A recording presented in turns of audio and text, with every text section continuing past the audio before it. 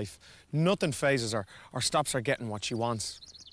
Our second story tonight, we meet a man who shares a similar philosophy.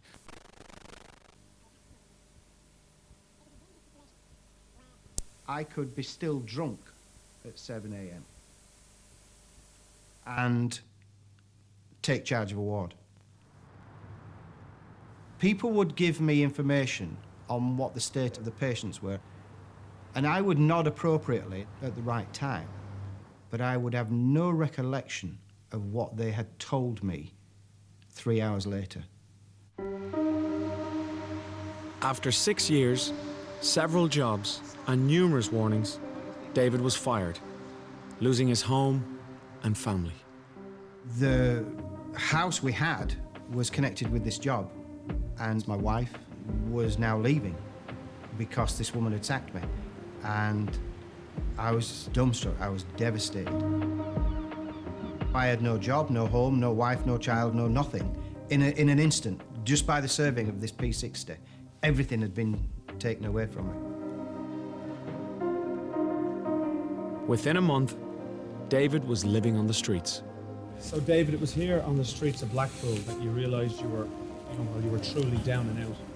Tell me about that. I came to in a bus shelter. I had the remnants of a suit on and a briefcase. There was urine on the floor, and a double-decker bus pulled up. And the people were looking into the bus shelter, and I couldn't comprehend what they were staring at. And I actually turned round to see what it was they were looking at. And then there was this dawning that it was me. And what they were looking at, for the first time I actually saw what they were looking at. I was a bum on the streets in a bus shelter, having wet myself. And any illusion that I thought I was somebody had gone. So how did that realisation feel? I was so ashamed. I couldn't comprehend what I'd become.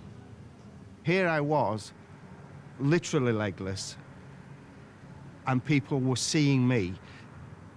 And for the first time I saw me, and I was just so ashamed. But it was the realisation of the effect of his drinking on his son Andrew that forced David to change. Throughout my drinking, I always wanted to be a dad to Andrew. What was I going to do? What was the point to the life if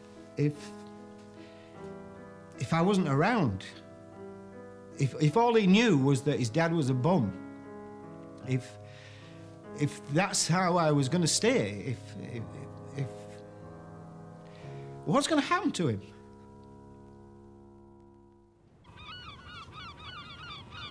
Within 18 months, David was back on his feet.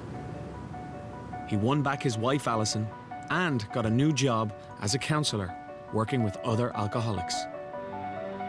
A meeting with one of his clients gave him an opportunity that would change his life. One of the clients that came in owned a small 15-bedded care home for the elderly. And after 4 weeks, he said, well, I'm actually sober now for the first time in 40 years. I can retire. And he offered me to buy this care home. And of course, we had no money. And I said, we have no money.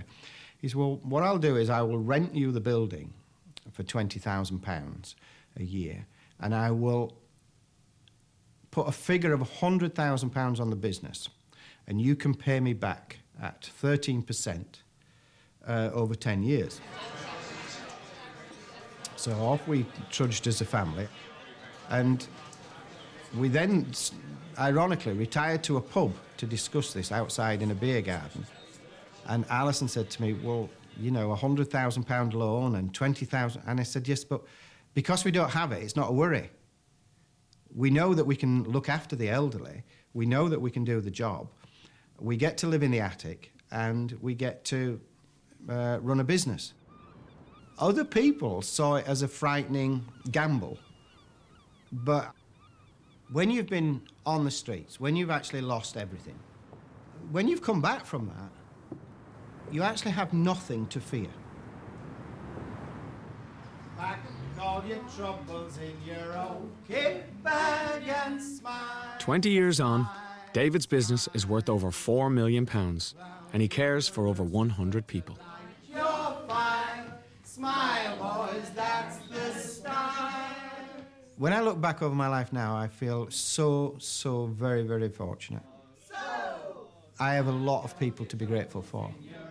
And in the end, it's a journey. We all need each other to get there.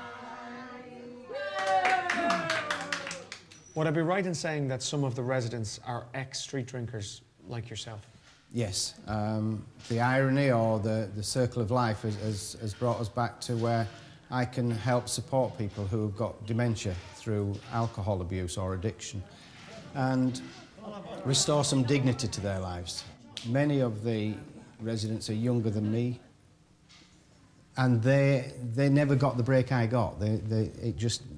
Their journey was a different road turning to mine, and I am so grateful.